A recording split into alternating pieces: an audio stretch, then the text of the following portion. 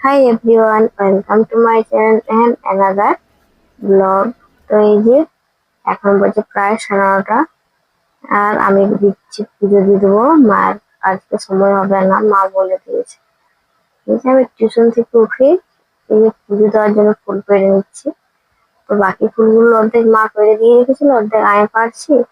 আর এই যে একটা গোলাপ ফুল পেড়ে নিলাম, আজকে ঠাকুরকে দেবো তাই। আর গোলাপ গাছগুলো খুব উঁচুতে হয়, মানে এই পিঙ্ক গোলাপটা না একদম মাথার টয়ে ধরবে, একদম হাতে নাগাল পাবে না। যদিও লাল গোলাপটা হাতের কাছাকাছি পেয়ে যায়, কিন্তু এই যে পিঙ্ক গোলাপটা একেবারে উপরে, দেওয়ালের উপরে ফুটে। হ্যাঁ, আর এদিকে মা বলছে তুলসা গাছটা আগে ভালো করে জাগিয়ে তারপর তুলসী পাতা তুলতে হয়।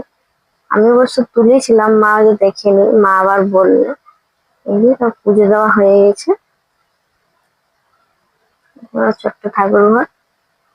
তারপর চলে এলাম রান্নাঘরে, দিয়ে রান্নার জন্য সবজিগুলো কেটে নিলাম।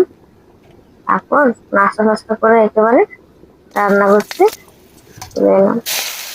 প্রথমে শাকটা ভেজে নেবো, নোটে শাক, নুন আর কাঁচা লঙ্কা ফোড়ন দিয়ে একদম ভালো করে নরম করে ভেজে নেব।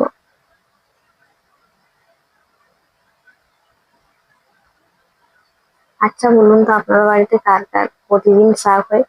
আমার বাড়িতে তো একদিন আধদিন না হলেও প্রায় প্রতিদিনই শাক হয়ে থাকে, তাই না? বাবার ভীষণ প্রিয় শাক।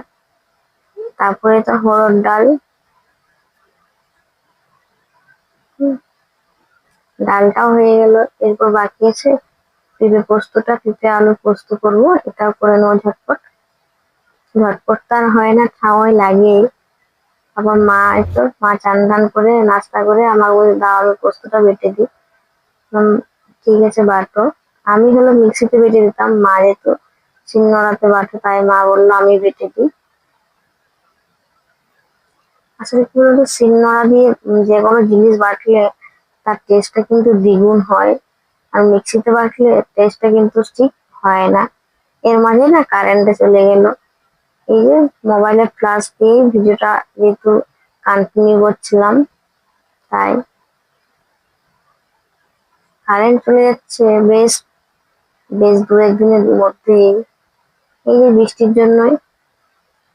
তারপর আলুটা ভিজে নেবো, আলুর মধ্যে দিয়ে দিয়েছি লঙ্কা গুঁড়ো, নুন আর হলুদ। এবার লাল করে ভেজে নেবো এপাশ ওপাশ পাল্টে। তারপর করবো টমেটো চাটনি, এই তো টমেটো কেটে রেখেছি। তারপর দিলাম কড়াইয়ের মধ্যে শুকনো লঙ্কা, কাঁচা লঙ্কা আর এই যে টমেটো কুচি করে টমেটো গুলো দিয়ে নুন হলুদ দিয়ে বেশ ভালো করে ভেজে নেবো।